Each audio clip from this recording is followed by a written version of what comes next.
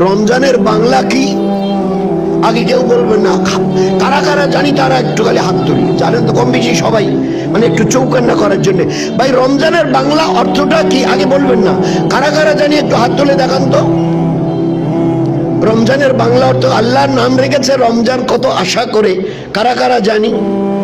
মা বোনেরা একটু হাত তোলেন যারা যারা জানেন। হায়, রমজানের বাংলা অর্থ হচ্ছে ছাই করে দেওয়া, ছাই হয়ে যাওয়া। কি নাম, কি অর্থ বাংলা? ছাই হয়ে যাওয়া। আমাদের বাড়ির মেয়েরা বাড়ির আবর্জনা ঝাড়ু দিয়ে একখানে জমা করে, ডালিতে তুলে বাইরে নিয়ে গিয়ে ফেলে করে একটা ম্যাচ চালিয়ে সলাই চালিয়ে আগুন লাগিয়ে দেয়, একদম চলে ছাই হয়ে গেল।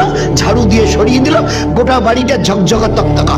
আমি আল্লাহ আমার বান্দা বান্দির কোনো গুনাহ রাখবো না।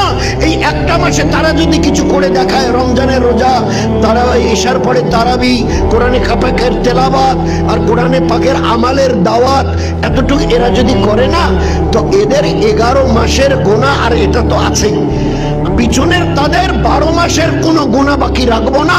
সমস্ত গুনাহকে জ্বালিয়ে ছাই করে দিয়ে এদের জীবনকে পাকসাপ করে দেব।